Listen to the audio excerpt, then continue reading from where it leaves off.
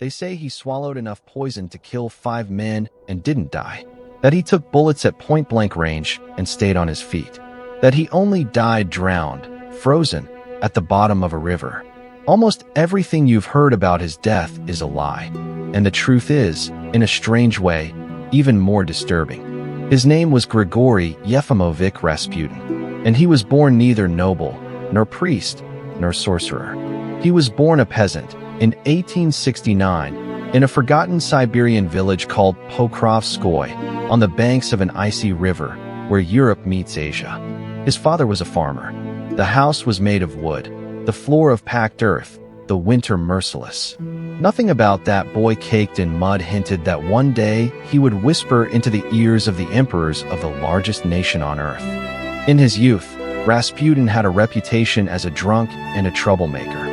It's even said that the very surname, Rasputin, sounds like the debauched one, the depraved one, in Russian. The origin of the name is debated, but the nickname would follow him his entire life. In 1887, he married a peasant woman, Praskovia. They had children and worked the land. For years, he was just another ordinary man in a village no one in the world knew existed. And then, in his early 20s, something changed. Rasputin underwent a kind of religious awakening.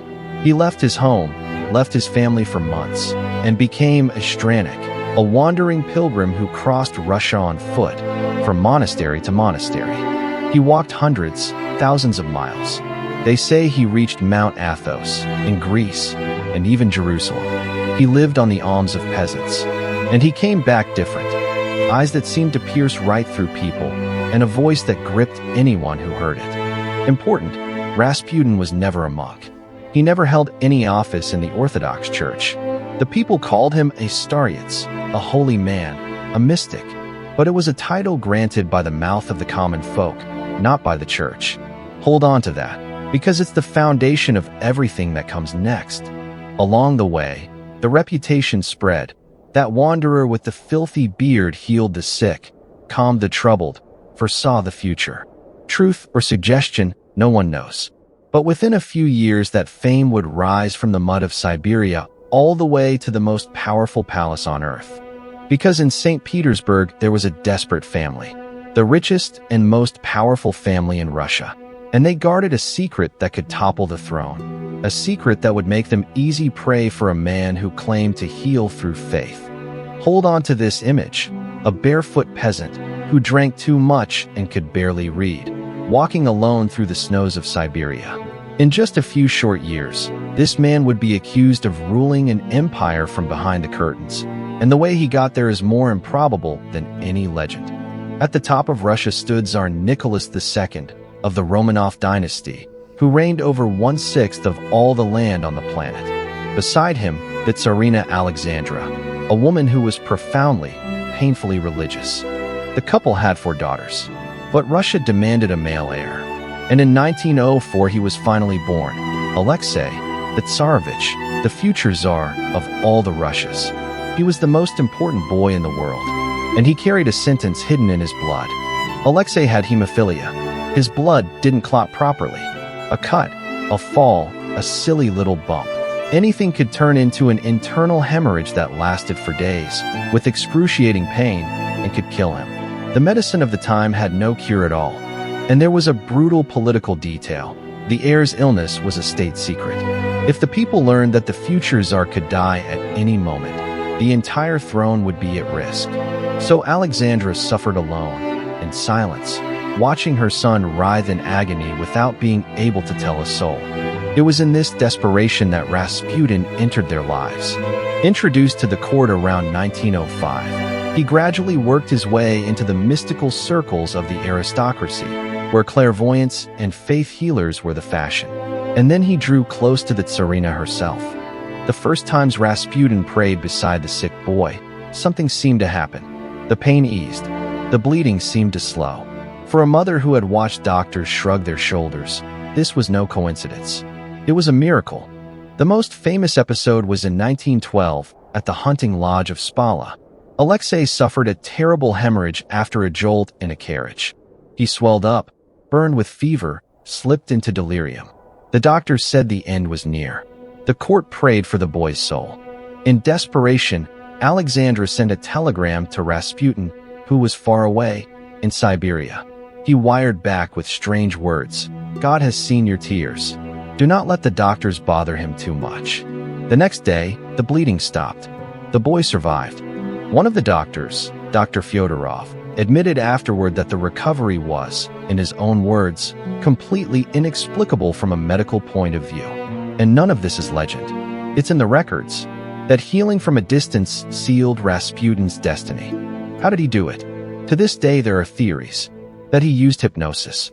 That he gave calming herbs. Or, the explanation most accepted today, that by ordering the doctors away, he prevented the treatments of the era, like aspirin, which actually made the bleeding worse. Perhaps the miracle was, in truth, simply him stopping them from harming the boy. But for the Tsarina Alexandra, there was only one explanation. God had sent that holy man to save her son. And from then on, Rasputin's word carried more weight than that of any minister, any general, any doctor in the empire. To Alexandra, Rasputin was a saint sent by God. To much of St. Petersburg, he was something else entirely. And the two Rasputins, the saint and the sinner, lived inside the very same man. Because far from the palace, Rasputin drank heavily. The reports of the secret police who kept watch on him described a man who was always in one of three states: half drunk, very drunk, or completely drunk. And there were the women, ladies of high society, lined up to see him. Stories circulated that he preached a dangerous doctrine, that one had to sin in order to then repent, and that drawing close to him, to his body, was a path to divine grace. His enemies tied him to a forbidden, secret sect, the KHLYSTY, known for their ecstatic rituals. The church even investigated him twice, in 1903 and 1907. But, an important fact, both investigations were closed with no evidence at all. Historians today doubt he was ever really part of the sect. What is certain is that his reputation became a weapon. An enemy priest wrote a venomous pamphlet with a title that stuck: Rasputin, the Holy Devil. The nickname clung to him. To the people, he was exactly that, saint and demon at the same time. And there was the most explosive rumor of all, that Rasputin was the lover of the Tsarina herself. There is no real evidence of this whatsoever.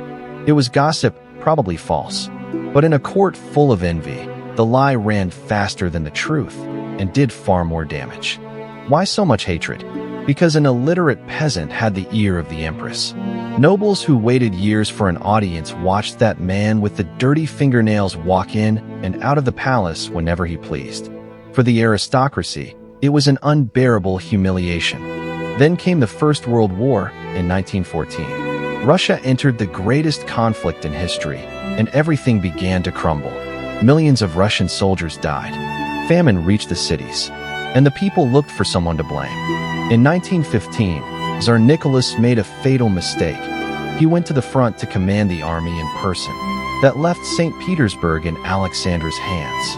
And Alexandra, everyone knew, listened to Rasputin. Suddenly, it seemed the empire was being ruled by a German woman and a peasant mystic. It was said that Rasputin appointed and dismissed ministers. The historical record shows his influence over official posts was more limited and more exaggerated than the rumor painted. But the perception was already set. And in politics, sometimes, what people believe is more powerful than what is true. The Tsarina was German by birth. Russia was at war against Germany.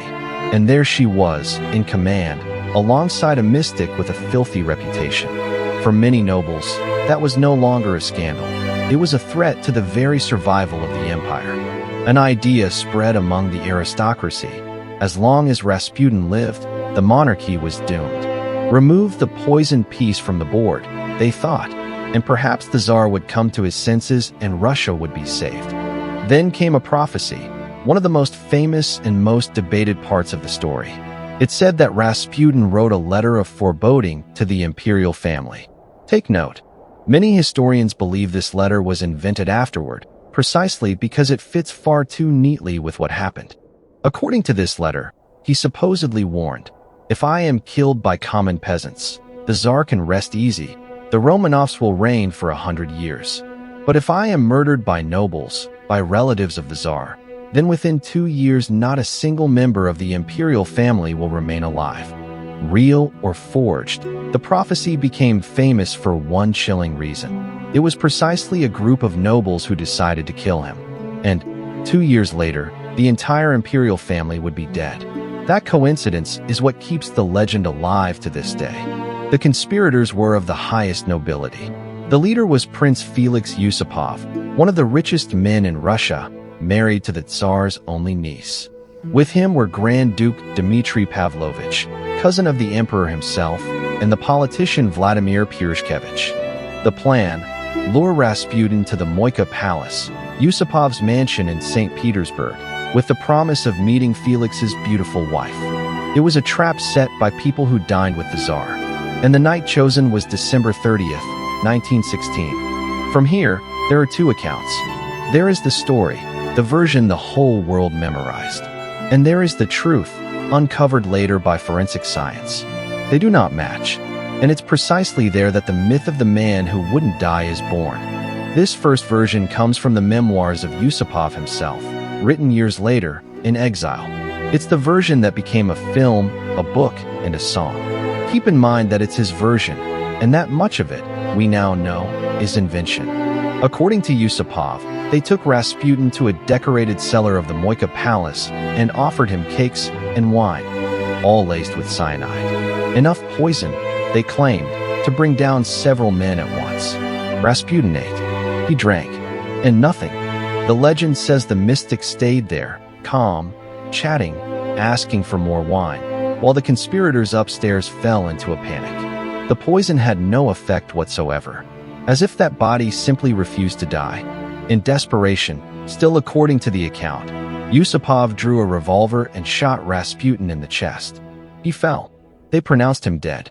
But when Yusupov leaned in to check the body, so the story goes, Rasputin opened his eyes and lunged at him, snarling, seizing him by the throat. The legend grows darker still. Rasputin supposedly managed to climb the stairs and flee into the snowy courtyard, staggering, while the assassins fired again into the frozen night. More shots. He fell once more.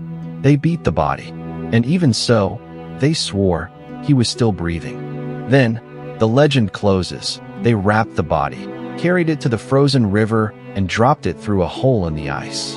And when the body was found days later, they claimed there was water in his lungs.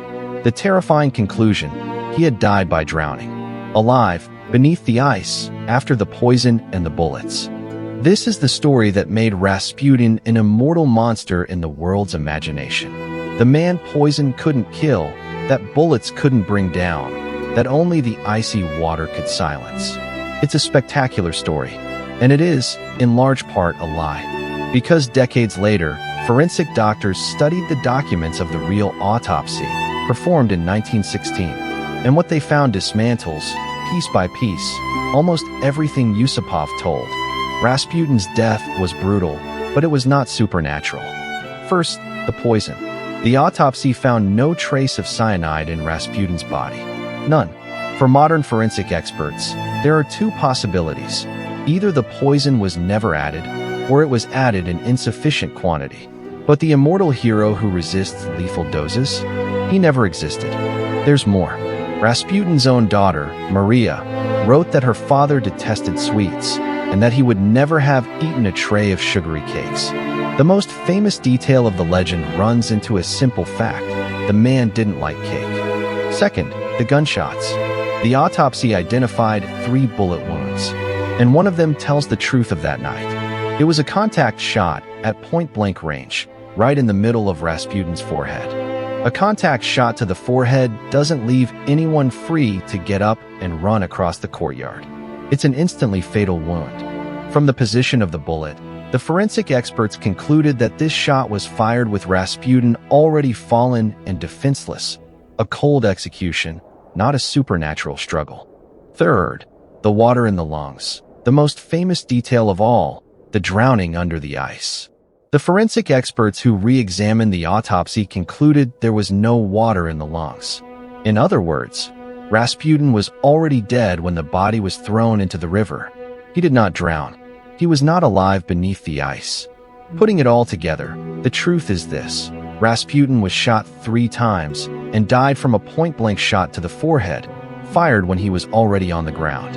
No miracle, no immortal body. An ordinary, cruel murder, later transformed into a tale of horror. Why did Yusupov invent so much? Because he wrote his memoirs after losing everything in the Russian Revolution, in exile, with no money. An epic story of an almost supernatural evil defeated by brave nobles, sold far better, and cleaned up the image of the assassins. There's even a still more curious hypothesis, raised by researchers, that the perfect shot to the forehead came from a British weapon, raising the suspicion that an agent of the English Secret Service was in the room that night. It's a debated theory, and proven, but it shows how, even today, the night of Rasputin's death still holds its riddles. Rasputin's body was thrown into the icy water of the Malaya Nevka River in St. Petersburg. Days later, it was found and pulled out. The man who had haunted an empire was, at last, dead. But the damage his death would cause hadn't even begun. The Tsarina Alexandra was devastated. She had Rasputin buried with honors. And when she learned that the assassins were relatives of the Tsar himself, her fear only grew because she believed in the prophecy. The one about the man killed by nobles. And then history did what no screenwriter would dare. Just 10 weeks after Rasputin's death, in March 1917, the revolution broke out. Tsar Nicholas II was forced to abdicate. 300 years of Romanov dynasty collapsed in a matter of days. The imperial family, the Tsar, the Tsarina, the 4 daughters and little Alexei, the boy Rasputin once saved, was arrested. And on the night of July 17, 1918, in a cellar in the city of Ekaterinburg, they were all executed by gunfire, including the children. Do the math. Rasputin was killed in December 1916. The Romanovs were wiped out in July 1918. About 18 months later, frighteningly close to the less than 2 years of that prophecy, and exactly as it said, dead after the nobles killed the holy man. Is it coincidence? Almost certainly. The letter probably never truly existed or was written afterward to fit the facts. But it's exactly this kind of chilling coincidence that turns a figure into a myth and keeps Rasputin's name alive a century later. The historical truth is less mystical and more sorrowful. Russia was already crumbling long before that night in the palace. The war, the famine, the fury of the people. Rasputin did not bring down the Romanovs on his own. He was, at most, the most visible symptom of a throne that was already rotten from within. Killing him saved nothing. The nobles believed that by eliminating the holy devil, they would repair the empire. Instead, they perhaps only hastened its fall and dug, without knowing it, their own graves and those of the family they were trying to protect. So, in the end, who was Grigori Rasputin? He was not a sorcerer. He was not a monk. He was not an immortal who mocked poison and bullets. Those are layers of legend piled on top of a man of flesh and blood. He was a charismatic Siberian peasant, of magnetic presence and intense faith, who somehow eased the pain of the most important boy in the world. Perhaps by suggestion, perhaps by luck, perhaps only by ordering the doctors to stop. But for a desperate mother, that was enough to make him a saint. And he was also a man full of flaws, a drunk, a womanizer, naive about the power he held in his hands. Too blind to realize that every step inside that palace gathered more enemies, until he became the most hated man in the empire. Almost everything that makes Rasputin famous is the false part of the story. The poison that wouldn't kill, the bullets that wouldn't bring him down, the drowning under the ice. Science dismantled all of it. And even so, the legend won, because the legend is too good to die. Perhaps that's the deepest irony of his story. Rasputin spent his life trying to prove he was a holy man, touched by God. But what made him eternal was not the holiness. It was the brutal, exaggerated, and untrue way his death was told. If this story gripped you, do one thing for me. Comment down below what shocked you most. The inexplicable healing of the Tsarevich, the prophecy that came true, or the fact that almost everything about his death is a lie. And if you love history told the way it deserves to be told, real, dark, and impossible to forget, subscribe to World and Stories. Because the world is full of stories like this one, waiting to be told. A barefoot peasant from Siberia became the shadow that haunted an empire, and the legend that poison couldn't kill. The truth was simpler, and the myth stronger than it. Until the next story.